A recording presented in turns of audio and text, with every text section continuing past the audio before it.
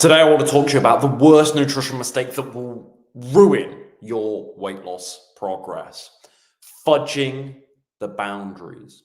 Fudging the boundaries of your nutrition plan under some kind of guise of, well, I've had a really good week, so I can get away with a little bit of chalky cake right now. Or, I just need a little pick-me-up using food as an emotional tool again. Oh, but it's okay. It's just a little bit. I lost 2 pounds this week. I've got that wiggle room. A lot of you are going to find out the hard way that slippery slope, it doesn't take it a lot for that slippery slope to start. It doesn't. And sometimes in life, when you are new to something, it's actually easier to chuck yourself in the deep end, go 100%, because that way your habits will change much more quickly. I am not an advocate of flexible dieting, as many of you know. I actually believe that abstinence is by far the fastest and most efficient way to improve your relationship with food. Cutting out the junk, getting rid of all the stuff you don't want to eat. If it's a transition to veganism, getting out the animal products, 100%. I always have. I've always maintained in my time coaching this deep end mentality. Not forever though, because I don't think that is practical for the vast majority of people for the rest of their lives. I don't think, for example, myself, I don't think I am never going to go out to eat again. I don't think I'm never going to take a nice young lady on a date and therefore maybe have a G&T or a glass of wine again. I don't think that, yes, Christmas in a couple of weeks, I don't think I'll want to always avoid those delicious vegan mince pies. And I don't think I have to in order to now maintain a nice, healthy body weight and a decent health and well-being beyond just the number on the scale, right? Beyond how my physique looks, feeling great health-wise, vitality, energy, great blood work, so on and so forth. I don't think you need to live a perfectly Puritan, perfectionistic lifestyle to have wonderful health and weight loss results over the long term. But I think that kind of flexibility, squeezing little things into your diet, fudging those boundaries, I think that is a right that you earn. You earn it through abstinence. You earn it when you can take food off its proverbial pedestal and trust yourself with it again. Okay? Start cutting those heavy, powerful, potent emotional ties that most of us now in the Western world have to food.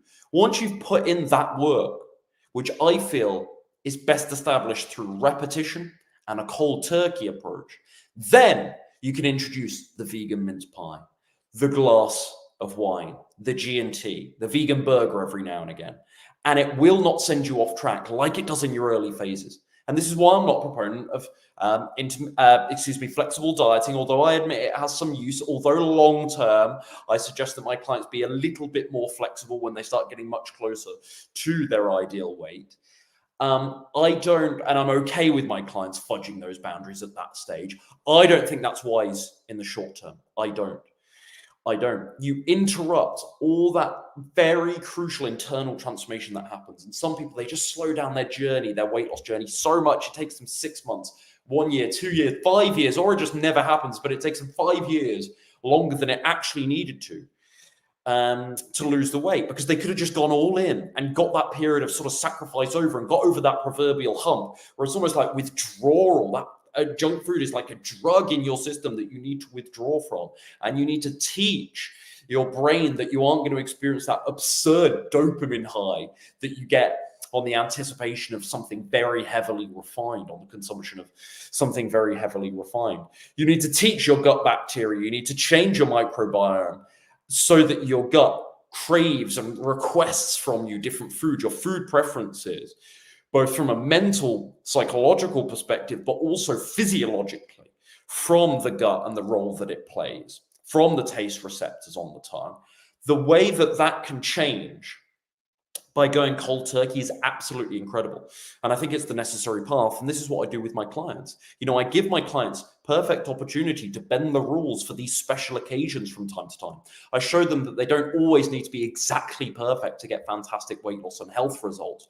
But at the same time, when I first meet clients, I'll say, look, we've got this 1 meal out per week rule, but try and rein it in a little bit. Don't go beyond that. Don't break that. And when you do go out to eat, like I say, rein it in. Stick to mostly whole foods. If there's a bit of oil here and there, that's fine. But don't do desserts and booze and that sort of thing, because that's how the slippery slope starts. You'll be best off by going cold turkey, by putting yourself through a sacrificial period of abstinence. That's how you change. And some people, they fudge the boundaries through this virtuous, well, it's easy. I hear this often, actually. Oh, well, I find it's easier, Ryan, to maintain overall a healthy diet with just a few treats here and there. That's much easier for me. It's much easier for you because you've got a terrible relationship with food. And so the very prospect and reality of sitting down and saying to yourself, well, I'm going to eat clean meals only for a week, that terrifies you. That's impossible to you, or so is the story. That feels impossible to you right now because it takes a level of discipline that you've never had to actually exhibit. You've never actually proved to your brain that you can perform on that level of discipline. Just for a week of clean eating, you can't even manage it. And so for you, perhaps there is almost this virtuous, well, it's easier, and it's too restrictive to be clean eating all the time. This is nonsense. This is copium. This is somebody that just hasn't trained that discipline yet, that hasn't improved their relationship with food yet.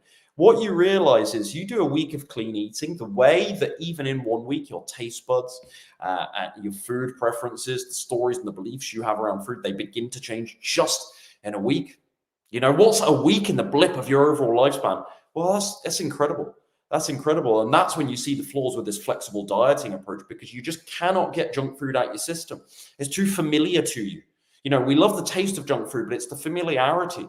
It's the inevitable patterns and scripts and routines, the established behaviors that we have. Oh, we eat so-and-so food when we're bored. Oh, we eat this when we're stressed. Oh, we always have popcorn or chips when we sit down to watch a movie. This is habitual, it's emotional. These are patterns of behavior that we've established over years and decades.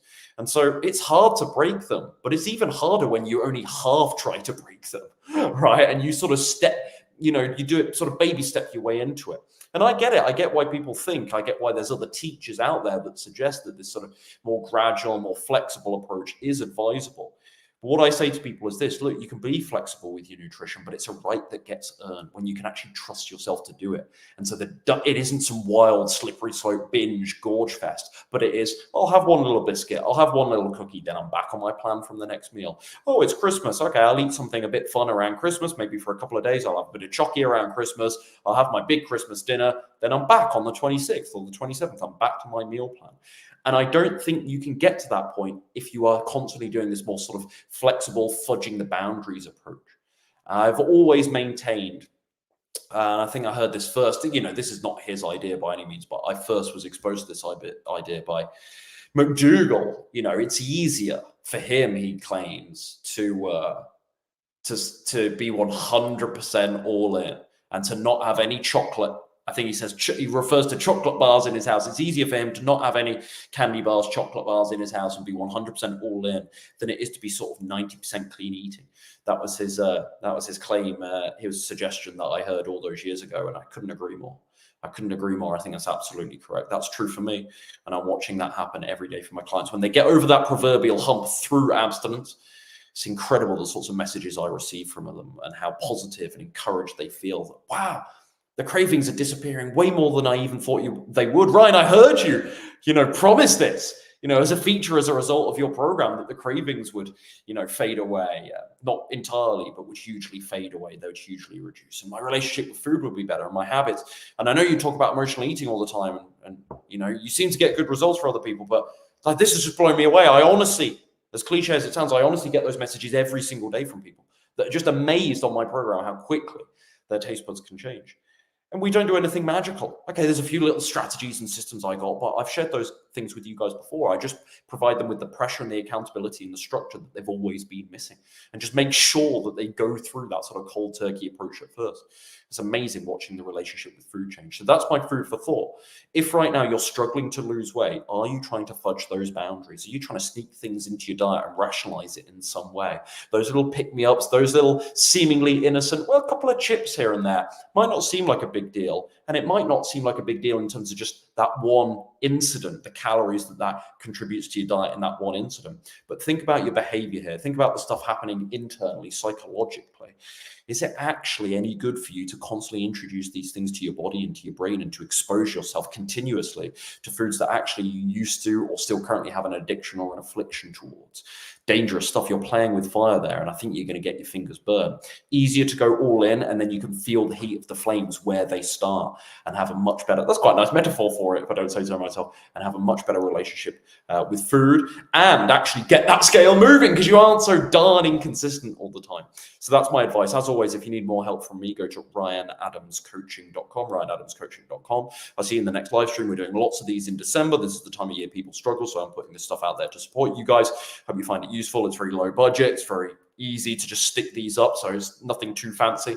They're never as popular as sort of regular YouTube videos and what I eat in a day videos, but you guys, actually the feedback I get on them, even though the views are much lesser than some of my other videos, the feedback I always get on these is pretty darn good. So do continue, please, to let me know and provide feedback if you enjoy these, if they're too long, if they're too short, if you want them more frequently, less frequently, what you want me to cover in them. Let me know in the comments down below. Your feedback is obviously welcomed. That should be obvious at this stage. I've been doing it for long enough and interacting with you guys in the comments for long enough. Okay, take care. See you soon.